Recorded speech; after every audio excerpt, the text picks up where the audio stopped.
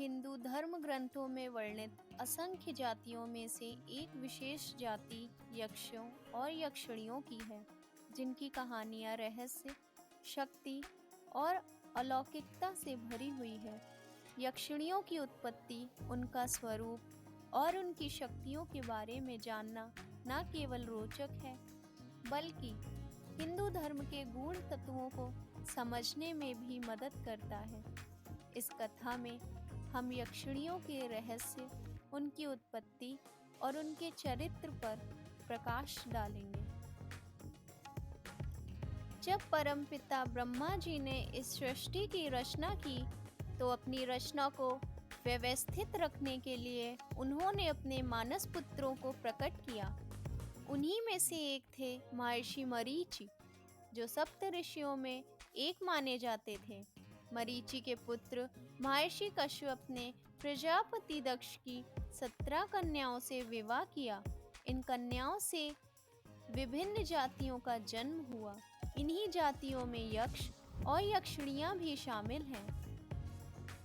रामायण और पुराणों के अनुसार यक्षों और राक्षसों की उत्पत्ति ब्रह्मा जी से हुई थी। जब ब्रह्मा जी ने सृष्टि में जल का निर्माण किया, तो उन्होंने उसकी रक्षा के लिए 2 प्राणियों का निर्माण किया। इनमें से एक थे हेति और प्रहेति, जिन्होंने जल की रक्षा का प्रण लिया और इस कारण राक्षस कहलाए। वहीं जो जाति जल के यक्षण का प्रण लेती थी, उन्हें यक्ष कहा गया। यक्षों और यक्षिणियों की उत्पत्ति के बारे में स्पष्ट जानकारी नहीं मिलती, लेकिन कई ग्रंथों में यक्षराज कुबेर को यक्षों का प्रथम राजा बताया गया है। यक्षिणियों की उत्पत्ति के बारे में दूसरी कथा अत्यधिक प्रचलित है।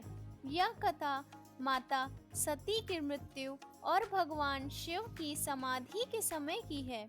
जब माता पार्वती शिव जी को पति रूप में पाने के लिए कठोर तप कर रही थीं, तभी इंद्रदेव ने कामदेव को महादेव पर काम बाण चलाने का आदेश दिया।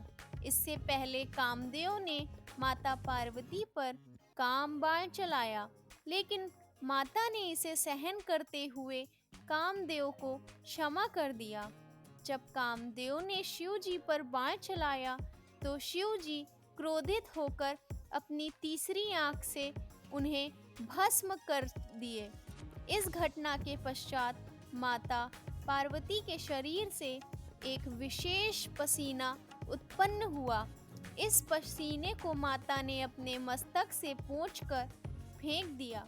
यह पसीना पृथ्वी, आकाश और अन्य लोकों में गिरा, और जहाँ जहाँ यह गिरा, वहाँ वहाँ यक्षिणियों का जन्म हुआ। इन यक्षिणियों का जन्म माता के तेज और काम भाव से हुआ था, जिसके कारण वे अत्यंत सुंदर, कामुक और शक्तिशाली थीं। उनका उद्देश्य महादेव और माता पार्वती की सेवा करना था। लेकिन एक समय ऐसा भी आया जब वे ऋषियों के पास जाकर उन्हें छूने लगी। इस पर ऋषियों ने क्रोधित होकर उन्हें श्राप दिया कि वे देवत्व से नीचे गिर जाएंगी।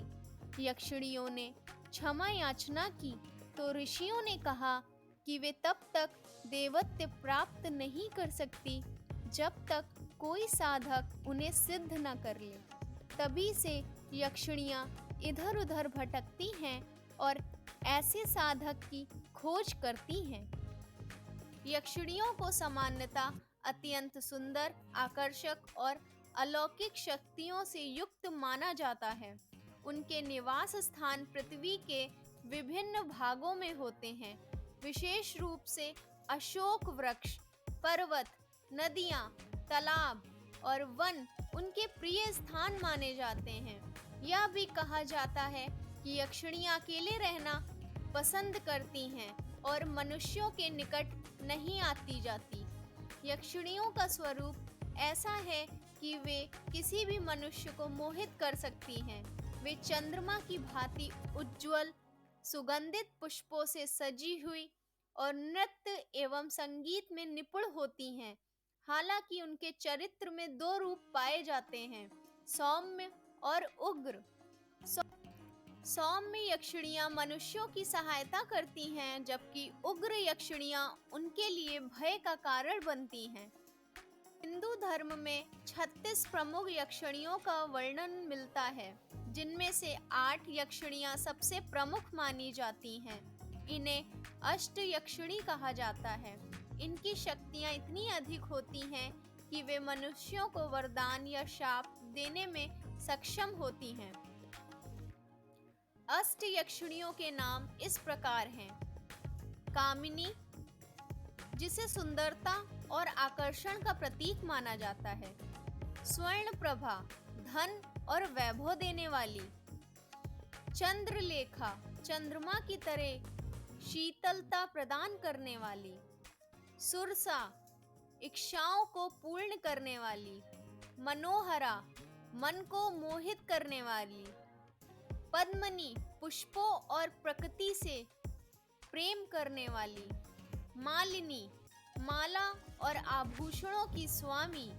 महामाया, माया और तंत्र विद्या की विशेषज्ञ। प्राचीन काल से ही यक्षिणी साधना प्रचलित है।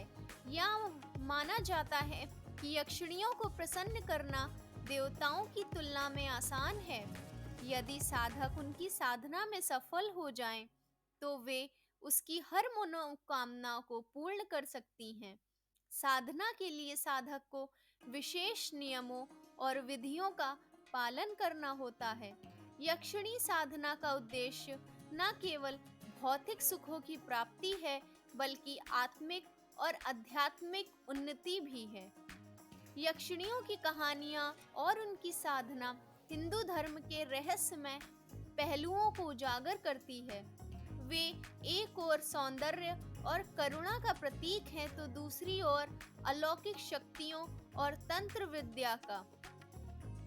इन यक्षिणियों की कहानियां ग्रामीण अंचलों में सुनाई जाती है, जहां लोग उनकी कहानियों को सम्मान और भय के साथ सुनते हैं।